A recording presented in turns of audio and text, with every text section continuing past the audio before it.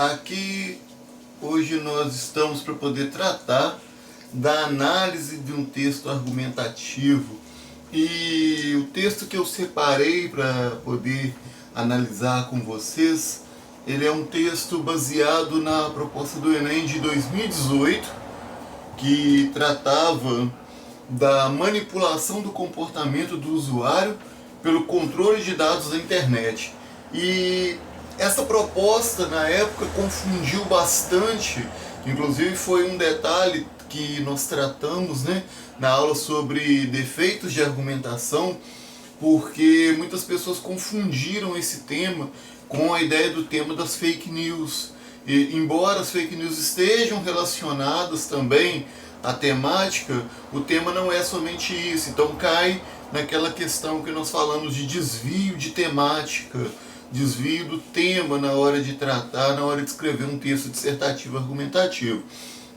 Então, o tema aí, só para reforçar, é a manipulação do comportamento do usuário pelo controle de dados da internet. E a gente usou aí, eu separei aí uma redação que na época foi nota máxima, que tirou 1000 pontos, tirou nota máxima para poder trabalhar com essa explicação para vocês.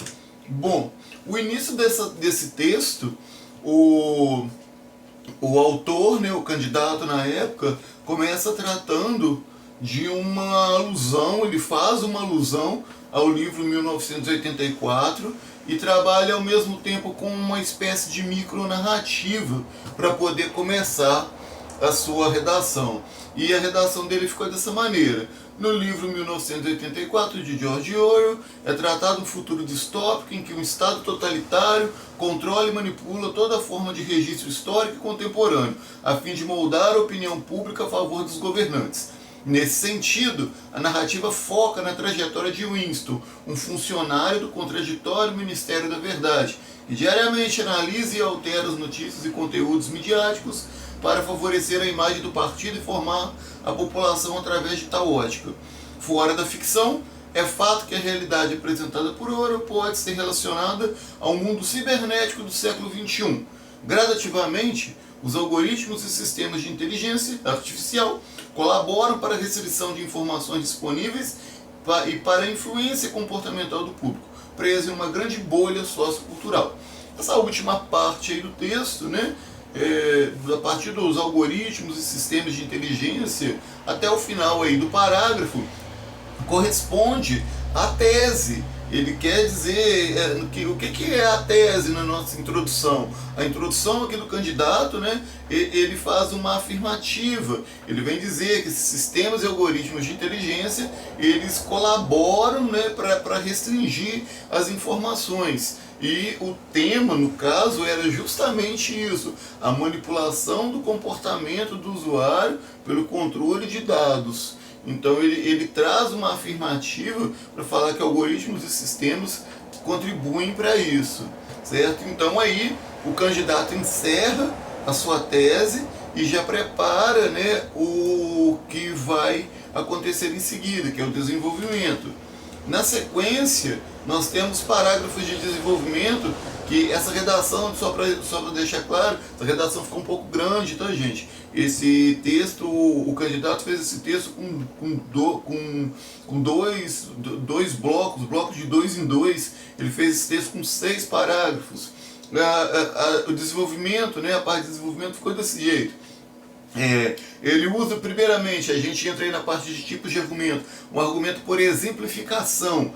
Em primeiro lugar, é importante destacar que, em função das novas tecnologias, internautas são cada vez mais expostos a uma gama limitada de dados e conteúdos na internet, consequência do desenvolvimento de mecanismos filtradores de informações a partir do uso diário e individual. Aí ele pega uma exemplificação e fala de algo que acontece de fato na realidade, Ou, se a gente quiser chamar um argumento por exemplificação ou analogia, então ele faz ele traz algo da realidade e usa algo provável. Ele não usa nenhum dado, não usa nenhuma estatística no primeiro momento para poder falar disso. O próximo argumento já é um argumento de autoridade. Vamos ver como fica. Ele coloca na sequência: de acordo com o filósofo Zygmunt Bauman, vive-se atualmente um período de liberdade ilusória, já que o mundo globalizado não só possibilitou novas formas de interação com o conhecimento, mas também abriu portas para manipulação e alienação semelhantes vistas em 1984. Assim, os usuários são inconscientemente analisados pelos sistemas e lhes é apresentado apenas o mais atrativo para o consumo pessoal. Nota que ele faz uma conexão entre esse argumento de autoridade citado aí, né, essa ideia do Bauman de uma liberdade ilusória, com aquele contexto que ele menciona do 1984 lá na introdução. E assim ele conecta, né, o argumento de autoridade a uma alusão, a uma ideia, né, que ele monta aí de coerência interna, coerência entre as partes do texto, né, e já prepara para o próximo passo do seu desenvolvimento. Ele coloca: por conseguinte, presencia-se uma forte influência desses dados no comportamento da coletividade cibernética.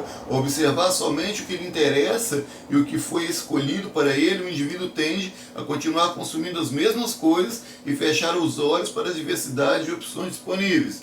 Aí ele usa um argumento de prova concreta. Ele pega o traço da realidade de novo, falando que aquilo acontece de fato, e notem que é um traço comprovável, é algo que pode ser provado, verificado na realidade, certo? E aí ele dá o próximo passo, um outro elemento do seu desenvolvimento. É um episódio da série televisiva Black Mirror, por exemplo. Um aplicativo pareava pessoas para relacionamentos com base em estatísticas e restringia as possibilidades para apenas as que a máquina indicava, tornava o usuário passivo na escolha. Paralelamente, esse é o objetivo da indústria cultural, para os pensadores da escola de Frankfurt: produzir conteúdos a partir de um padrão de gosto do público, para direcioná-lo, torná-lo homogêneo e, logo, facilmente atingível. Notem que ele faz aí uma dupla alusão. Ele primeiro faz a alusão ao episódio da série Black Mirror, e em sequência ele conecta a ideia do tema, conecta a tese da questão dos algoritmos que ele cita lá na primeira parte, lá na introdução do texto, conecta a ideia da indústria cultural da escola de Frankfurt, da questão da padronização de consumo do material ao qual as pessoas têm acesso. Ok, gente? Na sequência, ele dá um passo aí com uma conclusão também fracionada em duas partes, que, assim, na minha opinião, poderia ser condensado numa única, mas aqui o candidato preferiu partir em duas. A conclusão fica dessa maneira aí: portanto, é mister que o Estado tome providências para amenizar o quadro atual.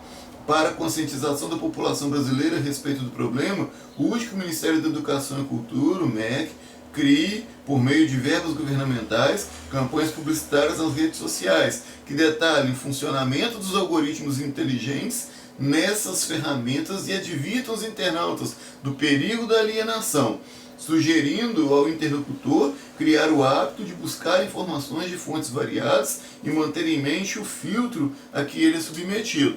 Note que na proposta de intervenção ele cita aí o que precisa ser feito, quem deve fazer, né? Ele fala aí dessa questão de uma espécie de educação para conscientização. Ele fala quem deve fazer, ele cita aí que deve ser uma atitude governamental. Ele relaciona aí a questão do Ministério de Educação, uma responsabilidade estatal, e fala como isso deve fazer, de ferramentas que gradativamente consigam dar essa advertência ao público sobre esses perigos, para falar que isso existe realmente. E, finalizando o texto aí do candidato, ele coloca o seguinte: somente assim será possível combater a passividade de muitos dos que utilizam a internet no país e, ademais, estourar a bolha. Eu acho que ele cita a mesma bolha sociocultural lá da introdução, tá? Ele reforça aí nessa última parte a tese dele. Somente assim será possível combater a passividade de muitos dos que utilizam a internet no país. E ademais estourar a bolha que, da mesma forma que o Ministério da Verdade construiu em Winston de 1984, as tecnologias estão construindo nos cidadãos do século XXI. E assim ele fecha com essa ideia de perspectiva. E assim ele fecha, né, essa ideia de perspectiva, como ele vai encerrar aquilo, lembrando, a intervenção, a conclusão deve ter o que deve ser feito, quem deve fazer, como deve se fazer e o que se espera, né? Qual é a perspectiva que se espera com aquela solução. A gente vai encontrar esse tipo de conclusão, em geral, em textos dissertativos argumentativos que sejam cobrados em propostas que não especifiquem. Em geral, artigos de opinião, eles não têm necessariamente que encerrar dessa maneira, trazendo uma conclusão. O artigo de opinião, ele pode, por muitas vezes, ter apenas um reforço da tese, uma retomada do tema e um reforço da tese. Em geral, o que o artigo de opinião vai ter é isso. Numa resenha crítica, é matéria também da nossa apostila, a gente viu logo no início do bimestre.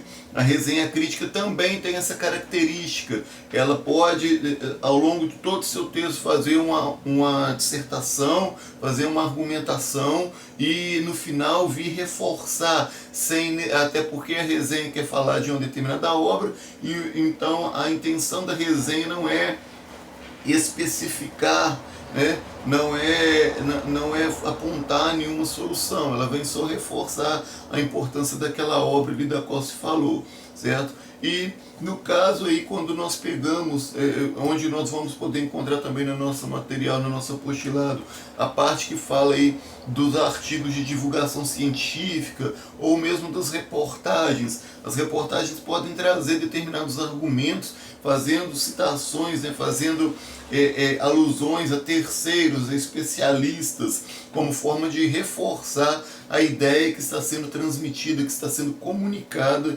ali, que também é material da nossa apostila. Nós vamos detalhar isso num outro vídeo aí para vocês. Bom, pessoal, a gente encerra por agora e na próxima a gente dá continuidade já trabalhando essa questão desses gêneros aí que estão presentes aí, né, na nossa apostila. A gente se vê lá. Até mais, pessoal.